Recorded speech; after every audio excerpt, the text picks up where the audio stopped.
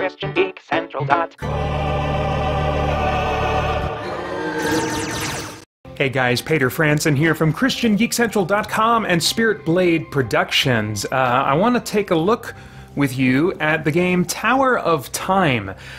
This is a game from what I believe is an independent studio that has been out on PC for a while, was just recently released on PlayStation 4. And when I first caught a look at a trailer for this game, it immediately caught my attention because it's a top-down RPG type of game with a real-time combat system that has pause in it as well, with just some very basic AI that your characters kind of get set off doing, and then if you want to get more specific and tactical, you pause and give them more specific commands. That is, I think, my favorite type of RPG combat system. It reminds me very much of Baldur's Gate, Pillars of Eternity, Dragon Age Origins, games like that, which is well, of course, the Baldur's Gate games and Icewind Dale, but it's much more popular to go turn-based these days, or just full-time, real-time, you know, without any pause elements. So I really love the real-time with pause system specifically. So I am always hungry to try out a new one, and especially if it has like a D&D aesthetic, if it looks like that visual D&D kind of vibe, which this game very much had that look. And so what I discovered is that it's not what I thought it was going to be. It is not a Baldur's Gate clone, or a game that feels like Pillars of Eternity. Let's get into it and I'll show you kind of what I mean. Okay, so this is the dungeon and my party, and you can actually have a group of up to 4 heroes. I'm only about 5 hours into the game right now, arguably a little bit more, but I spent about 30 minutes of that at least troubleshooting some technical issues. I'll get into those problems later on. But this is the experience you're going to see a lot, is this top-down view. You can zoom in and out a little bit. You cannot move the camera in any other way, which is disappointing to me, especially in combat, but you know, I got over it quite a bit. So you're just going to be moving through the dungeon, and when you see something with a little X icon, at least if you're playing on PlayStation 4, that's your chance to interact with it. So you can pick up some gold, you can look at this well. I see only darkness in this well. I wonder how deep it is. Shall we check? I can throw a stone or leave it be. I've played through this before. There's a surprise encounter if I throw a stone. So I'm actually not going to do that right now. I'm going to leave it be. That's one little pet peeve, though, I have with games like this is, look at this. I highlight, and which do you think is the dialogue option that is currently highlighted for me to select? It looks like leave it be. When there's only two choices, it looks like leave it be. But no, in fact, throw a stone is the one that I am currently selecting to choose. So if I press X, that's what I will choose. So I have to go down and instead darken leave it be. And throw a stone is now highlighted, and so leave it be, and there you go. You decide not to waste any more time and move on. So that's just one of many, many things in this game that feel unintuitive to me, that are just taking a lot of getting used to. So let's see here, what's in this? Okay, a chest. I do find that the looting in this game is pretty good, both in terms of what you find and after combat. There's always something that, if not immediately useful, is at least worth considering. Now, here we're going to get into the UI elements.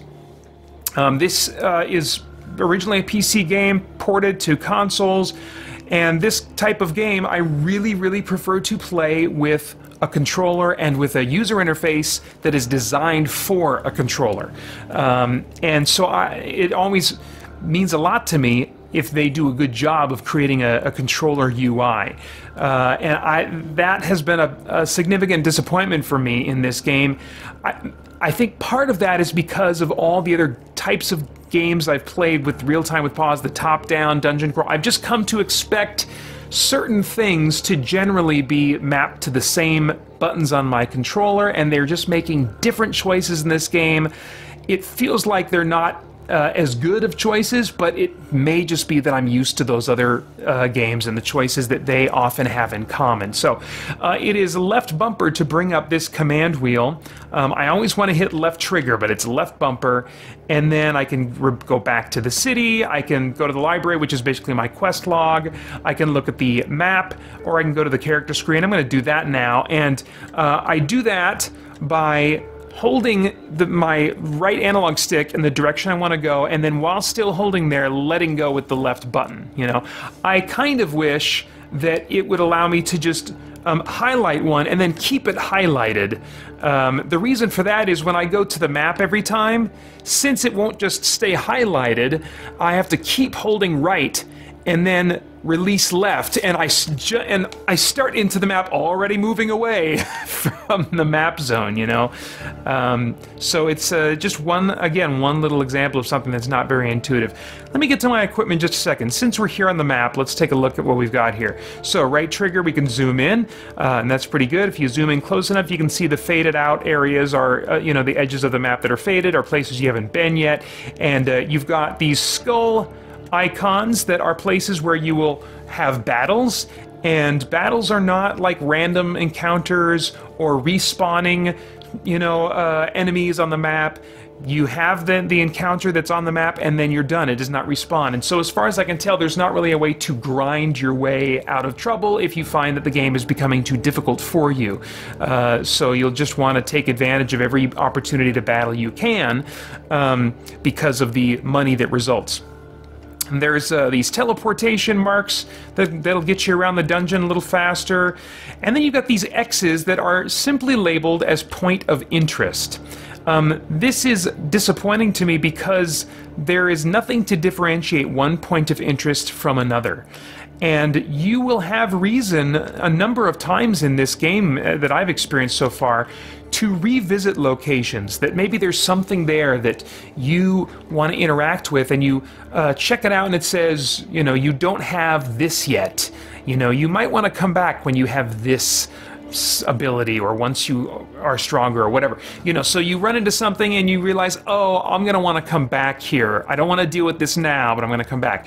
There's no way to custom label anything on this map so that you can remember, oh, okay, now, which was the black X that I wanted to go back to? I know I wanted to go back to some black X, you know? And so your only choice is going to be to go through all the black X's if you can't remember. Now, I've only run into, on this opening dungeon level, maybe 2 or 3 places that had that kind of situation, or it was a point of interest that I would want to come back to. And 1 or 2 out of the 3 I was able to remember, you know, or they weren't too far away once I unlocked whatever I needed to unlock.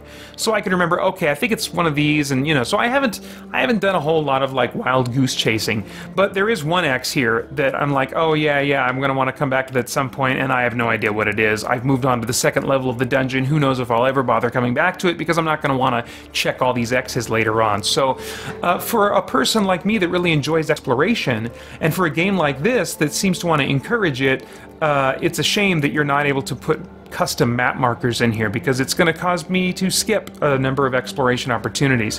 One thing that's nice is the yellow dots are treasure chests, and once they've been opened up, they turn gray. You've got ancient forges here, which I believe are one use only, if I remember correctly. You have to have special coal in them or something to, and once they've been used, you can't use them anymore, and they can help you to upgrade your equipment. You do unlock the ability to do that in the town later on, as far as I can tell, but I haven't unlocked that ability yet. And then you have these mysterious fountains that you can run into that may or may not do good or bad things to you. Thankfully, you can save at almost any time outside of combat during this game, and so, you know, it's not much of a risk if you just remember to save. And saving is a pretty quick and painless process too, so that's nice. And then you've got these blueprints and scrolls. Again, that's another example of something, you know, sometimes there'll be a scroll that will have like a opportunity cost associated with it, where it'll say it'll bump up this stat by this much for one of your characters permanently, but it'll reduce forever at this other aspect of who, you know, of what they can do. And so maybe you don't want that now, but you can come back. You can always come back to it, but you're not going to be able to remember. Okay, what was the what was that going to do to me? I can't remember. You know, so custom markers would have been really, really appreciated. Yeah, so that's a bummer. All right, so let's look at the character screen. The L and R bumpers cycle you through these different tabs. The triggers cycle you through your different characters. So let's look at the inventory. I just picked up something, and it was this ring. So you press down on the right analog stick to get more information. That's a pretty decent choice. And then on the, let's see here, how do I compare? I'm trying to remember. It's down, no, it's not for, oh, I'm not currently wearing a ring. So let's see, can anybody else wear this? It's not red, so she can. It's not red, so he can. Now, what does this do? Oh, it gives me more mana points and mana regeneration. So I definitely want to give that to my elf. He's my magic user, so we'll give him that. Yeah, it just took a little bit of doing to kind of get used to. Like here, I can bring up this staff here in my inventory and see if it's better than what I currently have equipped. Unfortunately, it only shows me the item I have equipped in my character's right hand. It won't compare it also, in any way I can tell, to what's equipped in their left hand. So every once in a while you will have to like do a little bit of like, oops, okay, don't know how to do that. See, the buttons still do not come naturally to me as far as what they do 5+ hours in. So you have to like go, okay, 5.1 DPS, and what does this do? Okay, 8.3, and then this does 6.1, plus the half damage that this one does, be 2.5, a little over 2.5, and then you figure it out. Okay, so I'm better off with these items in each of my hands than this two-handed weapon. So, let's see here, the skill tree. I really wish that you could look at the skills that are potentially going to be part of a skill tree path further down the line before you are able to pay for them, but unfortunately you can't. Now here I just reloaded my save, and the contents of each treasure chest is randomized to some degree. So if you want to, you know, just keep spamming save, you can, you know, find something that's going to suit you a little bit more. And saving is pretty quick and painless. You just go to save, choose your slot, and then you're good to go. You can get back into the game while it's still finishing up saving. So that is much appreciated. Okay, so this is one of many things you can run into in the game. There's lots of flavor, and that's one thing that I appreciate about the game is the writing, or at least the effort that was put into the writing. There are certainly grammar issues. I don't know if it's an English as a second language kind of situation, or if it's just, you know, not really thorough, you know, spell checking, editing, and stuff like that. But there are frequent grammar and punctuation issues that can sometimes make it difficult to understand. And early on, when you first start the game, you get a bunch of tutorial screens dumped on you, and you have to read through them, and trying to make sense sometimes of what they're saying is troublesome because there's a missing period, or there's a period where one shouldn't be there, you know. And so I had to read and reread things in that early hour or so of the game to understand what was going on. This game made a really rough first impression with me. I still have issues with it, but it did get better as I went along. However, certainly I think it needed some polish. Let me give you an example. Ancient history. During your exploration of the tower, your champions will find special books, Days of Old volumes. They will reveal the history of the land and explain much about what actually transpired in the past, why your land is so devastated, and what your true objective might be. You can replay them in the library. By the way, I am interested in the story mildly. I'm almost never interested in the stories of games, and this one I am mildly interested. You come from this land that was this world that was just devastated long ago, and your primitive civilization has just kind of begun to stabilize a bit, and this tower that you discovered that is magically embedded in the ground upside down, you are like traveling downward or upward, however you want to look at it, into this tower because it's going to have some secret that can potentially save your people from just wasting away. And it will also give answers as to what massive cataclysm happened that destroyed the status quo of your world, you know. And so I am curious. There's lots of these journal entries you find along the way, you know. And so for a game that is really just a dungeon crawl, you're not going from town to town. You got one town.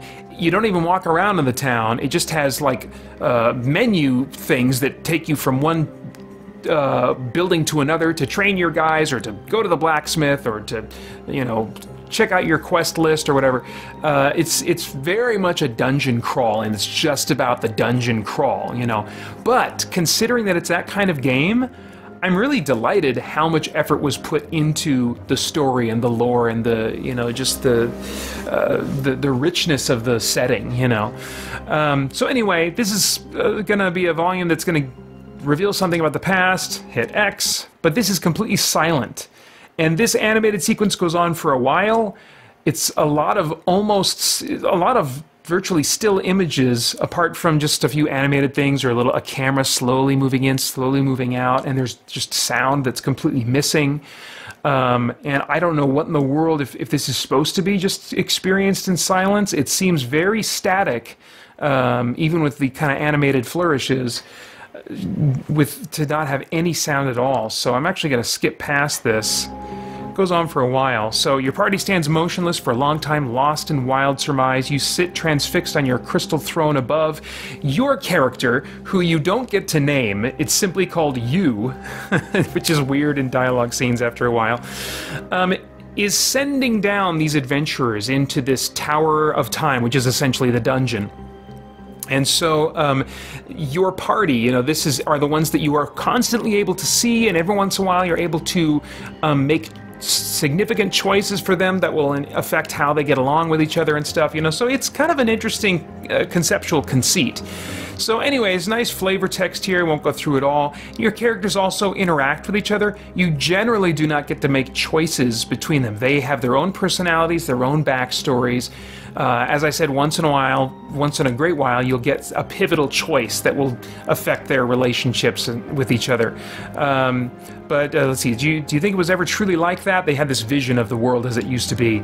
It's hard to imagine looking at Artara today, but I have no reason to doubt the vision. But an entire world without magic, it just doesn't seem plausible. Oh, on the contrary, it's more than plausible, it's a certainty, and Artara was a thriving, rich society before the magic arrived. You seem so confident of your assertion, noble elf, almost as if your people have evidence of the fact. Yes, we do have several blah blah blah. One thing that I like about these characters is their personalities start to come out, and now and then they do start to rub up against each other and fail to get along, which is appreciated. Now, I really like the look of this game at a glance. If you look at trailers for this, the gameplay trailers, I think this game looks great at a glance. But closer up to anything that you're looking at, whether it's the character models or you know, the textures of things, you know, they start to look a bit simplistic, and of course you can't rotate the camera, you know. So and it's the same is true with kind of like the sound design. I'll run into now and then like a bat sound effect, fluttering bats go, you know, and they kind of fly by. And then if I stay in that spot for too long, like reading a journal entry or something, I'll very soon hear a loop of that exact same sound. And it, you know, won't be that frequent, but, you know, frequent enough that I'm like, can we stop with the bats? Not only that, but if you want, you know, the sound effects in general now and then seem louder than I want them to be compared to the music. But there's a huge bug in this game that does not allow me to change any settings. If you go into your settings menu and change any settings, you cannot exit out. And so the only way I've found to get out of that is to go to the PlayStation menu, close the application, restart it, and of course my settings aren't saved. The changes I made to my precious settings, whether that's difficulty or game audio or, you know, a number of other options that they present in there, which are all nice. It'd be very appreciated to be able to change them in-game. And you can't even change those settings before the game starts. You get likewise locked into the settings menu. The only setting I've been able to change is the one they let you choose when you start a new game, and that's the difficulty option. So I would just recommend thinking real carefully about what difficulty option you choose, because I have no idea if this bug is going to get fixed. We'll see. The company... well, let's see here. I was going to say the company is moved on to another game on PC. I don't know how much they're going to be supporting it on console, but you know, as far as the various elements of the game that in some ways seem unfinished to me, I think the ones that aren't related to the PS4 or console port in particular probably are not going to be improved upon because they seem to have moved on to another game. Okay, so here's an example of kind of dissonance between what I think is the aspirations of the creative intent and the actual execution. Your character Kane says, "What are these foul green-skinned creatures? And where did they come from? I thought Philip says blah blah blah." I don't see a single green-skinned creature there. I see 3 creatures. They all have orange skin. Maybe it's the lighting that's affecting their skin color, but even if it was, I would expect it to look a little closer to green. They are not green-skinned creatures. Likewise, you're supposed to be traveling downward into this tower that has been turned upside down and stuffed into the ground. But you're traveling down stairs that clearly seem to be stairs. You know, the stairs are not on the ceiling. I'm not seeing things on the ceiling that I would expect to see on a ceiling. You know, there are these fences here that I would expect to be built into the ceiling and not, you know, here on the floor. So I don't understand in what sense this tower is upside down. It's a cool concept, but in terms of the actual layout and the aesthetic execution, there just seems to be some dissonance going on. Alright, so we're not going to be able to communicate with these guys. That's going to put us into combat. When combat happens, first you see this screen that gives you an idea of what you're in for, but just an idea, because these are just the types of enemies you're going to encounter, not necessarily how many of them, at least not as far as I can tell. Maybe those little notches under their portraits indicate, what, 2 of each? I don't know if that's true or not. Anyway, you can get more details if you want. And let's see here. And then you can choose, as long as you're not surprised or it's not a forced encounter, which this is a forced encounter, a story kind of encounter, you can withdraw in a lot of cases, which is really nice. But we are stuck in this one, so we're going to fight. But then instead of, as you would in, say, Baldur's Gate or Pillars of Eternity, instead of having combat right then and there in that environment, you are whisked away to this tactical map. And this is very much a tactical kind of experience, so I dislike that abstraction a little bit. I much prefer to just have the combat in the actual environment, but slowly I've gotten over that, and just kind of allowed myself to say, okay, let's just see what this game wants to be and judge it on those merits, instead of what I thought it was going to be. So, we start the battle. And let's see where they're going to pop out. Okay, there's the first one. Now I can hit X at any time, and that pauses the action. I use left stick to move the camera around like this. If I hold the L1 bumper and then push forward or backward with the right stick, then I can zoom out. But again, I still cannot rotate the camera, which is a shame to me. And, you know, again, the textures don't look great on the floor there, but I'm not going to be zoomed in like that almost ever as I've been playing this game, because it is much more advantageous to keep as wide a view of the surroundings as possible. So left stick controls the camera, right stick controls the cursor if you need some more fine control. And let's see what kind of choices you can make here. Left trigger brings up the wheel for your party members. This is the first thing that I wish was different. I wish there were just like L1 and R1 that would allow me to like cycle through my party members or cycle through my potential enemy targets. I think that would just feel smoother to me. Instead, again, bring up the wheel and right trigger. Now they will do some auto attacking and auto targeting on their own. Let me just unpause here. So they're let's see. Well, my melee fighter hasn't gone at it yet, so let me actually get him in gear and have him attack this one here. And R1 is the select, you know, when you are ready to say, yes, I want to do that, you know. It is the equivalent of left click with a mouse, you know. I would prefer that be the X button, and that instead we use the touchpad to pause the action. The touchpad, as far as I can tell, is never used in this game. It's not used to bring up the map. It's not used to pause action. I mean, it's a much more frequently used button in this type of game, or, well, in a Baldur's Gate type of game that's been ported to console. And it is strangely not used, as far as I can tell, at all in this game, which I think is part of the reason that the control scheme ends up being what to me is very strange and non-intuitive. Alright, so R1 to attack that guy, and then we'll select my mage. And see, when I'm doing this selection, it does keep the character highlighted. I don't have to hold on to them with the hold on pointing in that direction with the right trigger, so that's appreciated. I don't know why I didn't carry over into the other menu. So then right trigger brings up that character's particular abilities, and I'm going to summon his Ent, and I'll put him right here, and then we'll restart the action here a little bit. So that guy shows up. Let's get my archer working here, and she's going to, let's see, yeah, so now R1 to execute. So I just flamed up her arrows. Learning all this again was kind of unintuitive. Let's see, let's get my magic user attacking somebody. He doesn't seem to be doing that right now.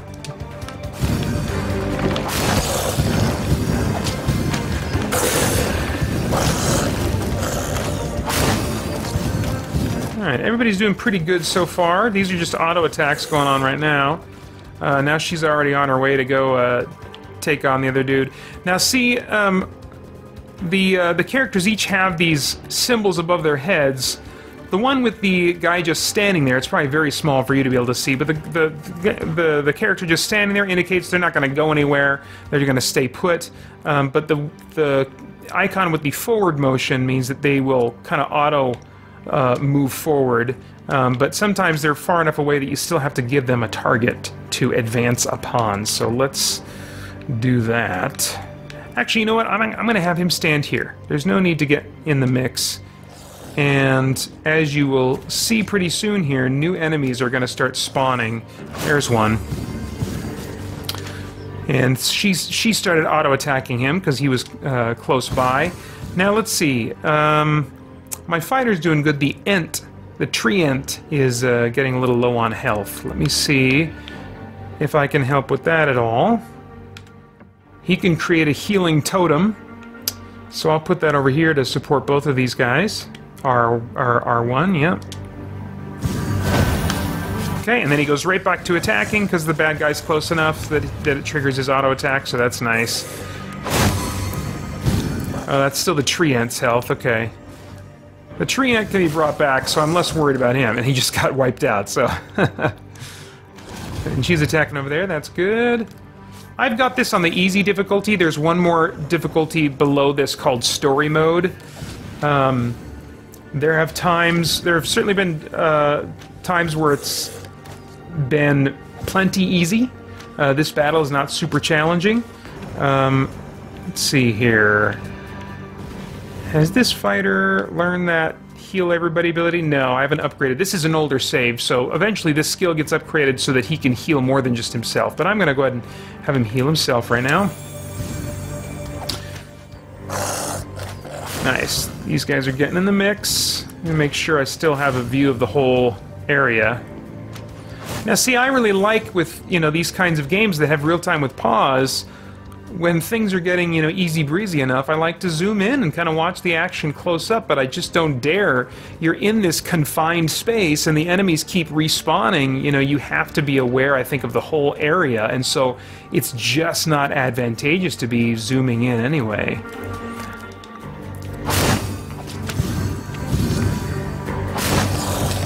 Alright, so let's see here. Can I respawn a tree Ent yet? Oh yes, I can. Okay, there's a cooldown on these abilities.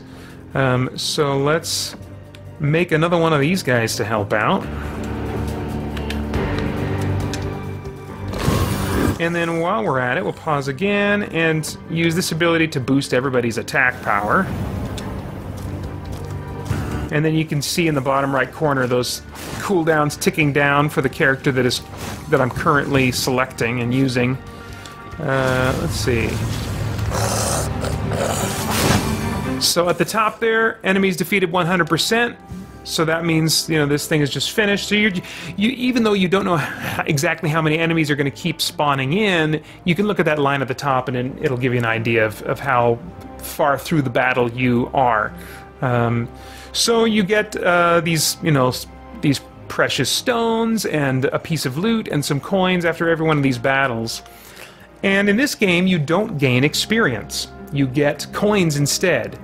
And when you go back to the town, I may not take us back to the town, but when you go back to the town, it's a Darkest Dungeon type of setup where there are multiple buildings, and you can upgrade those buildings and what they are able to do for your characters using the coins that you find.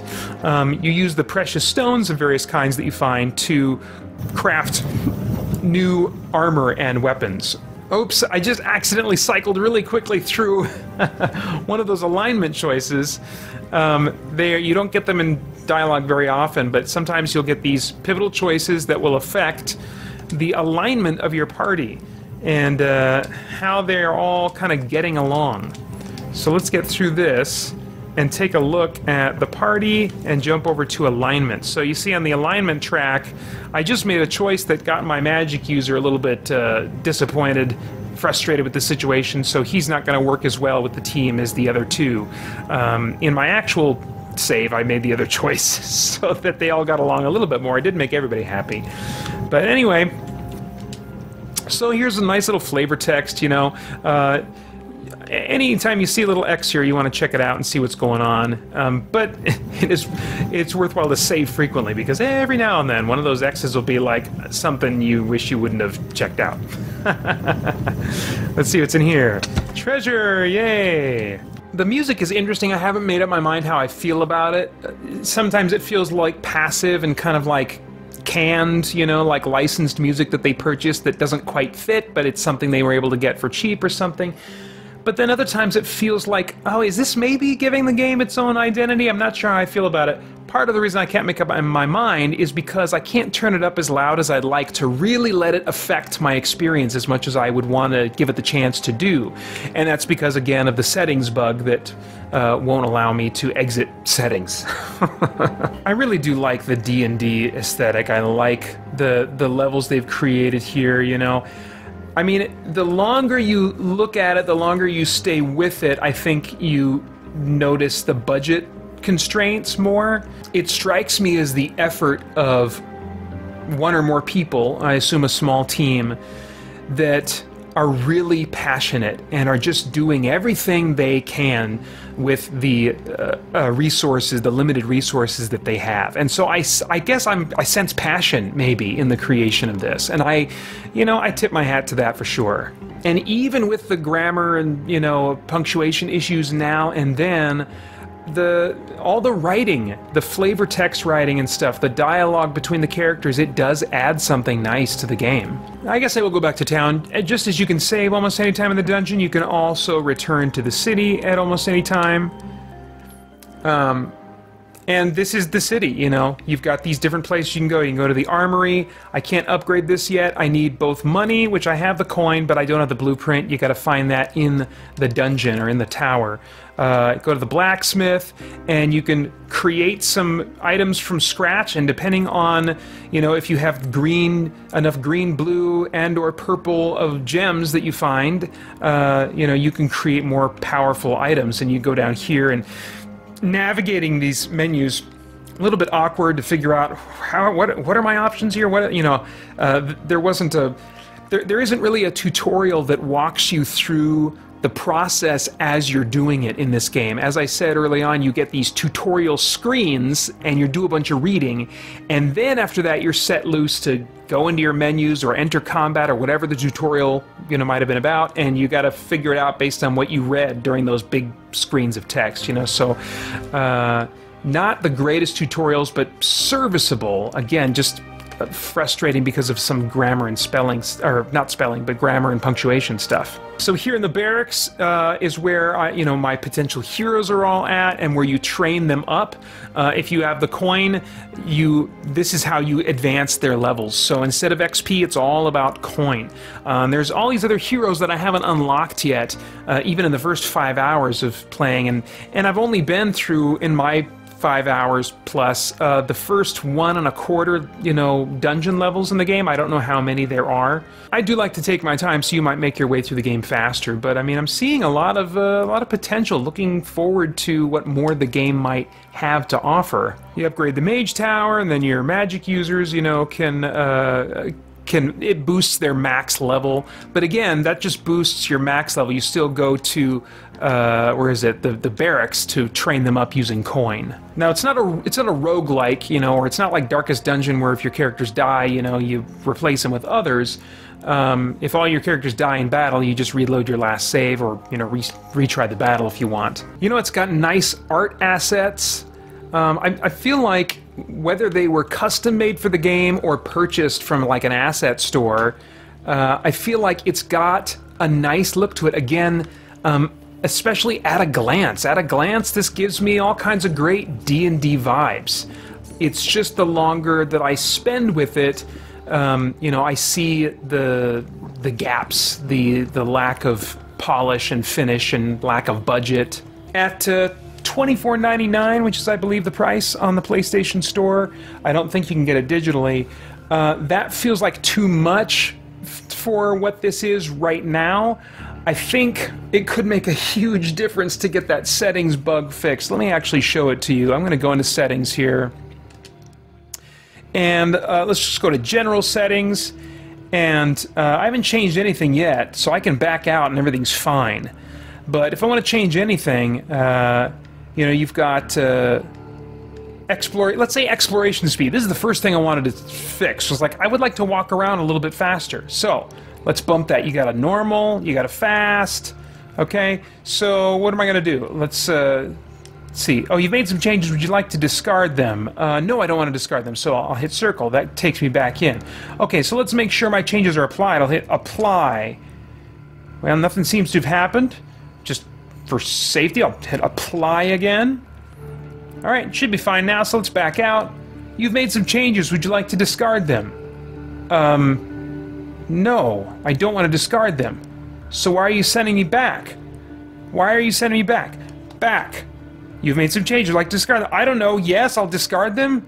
That doesn't do anything. Yes again? Okay, that finally releases me, and that happens every single time. Let's go back. Would you like to discard them? Yes. Nothing. Yes. Then it takes me back here. So either way, I'm spit back to the settings menu. I cannot get out of here. I can't even reset, apply, and get out. I'm still getting met with this same message. And this, no matter what setting you're trying to change in the middle of the game, the only option is to close application and load your last save. Oof. I want to like this game. And there are things about it that I do like. There are things about it that are growing on me. As I sit with it and just say, okay, Pater, let the game be what it is, not what you thought it would be or hoped it would be. Do you like what it is? And the answer for a lot of what it is yes. I'm not a graphics snob. I don't need a bunch of polish. If it's all a bunch of assets that are pre-made and a bunch of pre-made music that they just dropped in and they did the best they could with the resource, I don't care about all that, you know? It works for me. Aesthetically, I don't have any problems with the visuals, with the presentation of the world. The Gamepad UI has really taken some getting used to. It still does not feel natural to me. I am getting better at it. It is becoming more familiar to me. And so I think with more time, I could, you know, get used to it. It's playing now and then with some interesting themes. You know, as I had a conversation between characters where they were debating whether or not their cause was just, and so there's a little bit of moral ambiguity that they're playing with, and nothing really heavy-handed yet, but depending on what the big revelation is of what caused the cataclysm in the past, I think there's probably going to be a significant moral to the story, and so I'm interested in the themes as well. But with just the bumpy road along the way, I'm not really driven to ponder their story as much as I'd like, and I think a lot of players will probably have a similar experience. For me, the straw that breaks the camel's back is that settings bug.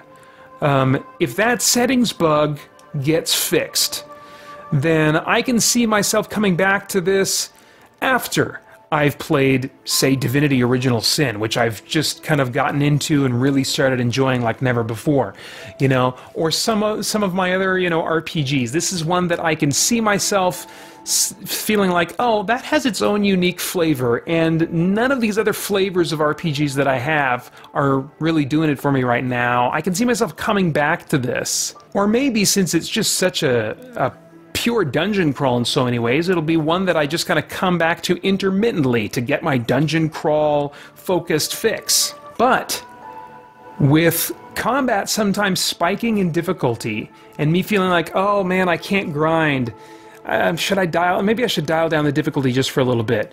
Can't do that because I can't change settings. And with the little audio aesthetic issues, you know, the repeated loops of sound effects that I encounter now and then, the music being too far in the background, I can't adjust those settings either. So digitally speaking, this game is just gonna collect dust until I hear that that bug has been fixed. And that's a shame because I love discovering games like this from smaller developers that are offered at lower prices, that especially are, you know, can be really surprising bargains and just gems, hidden gems when they go on sale maybe 3 to 6 months after their release. And I can see this being one of those games that after it's patched and goes on sale, you know, for like 15 bucks or less, for some people, myself included, I could see this game like, oh my gosh, this is some great value here for the kind of experience that it offers. Right now, though, it's just death by 1,000 little annoying cuts, so I'm going to set this one aside for now. Those are all my thoughts. I hope in some way that's helpful in figuring out if this is the game for you or not. I'd love to get your thoughts in the comments below, and then of course I hope you'll join us over at christiangeekcentral.com as we continue to geek out and seek the truth. Right now I'd like to take some time to write a tune for pre-made rhyme, the lyrics kind of never change, but the melody gets rearranged. I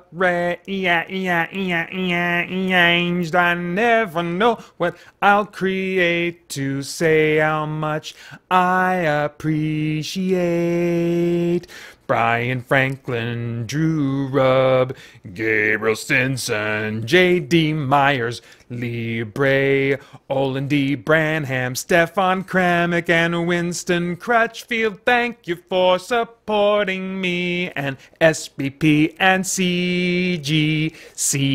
And now to all who hear this tune, thank you as well. Please come back soon. Wanna hear your name in song? Check out our page on Patreon.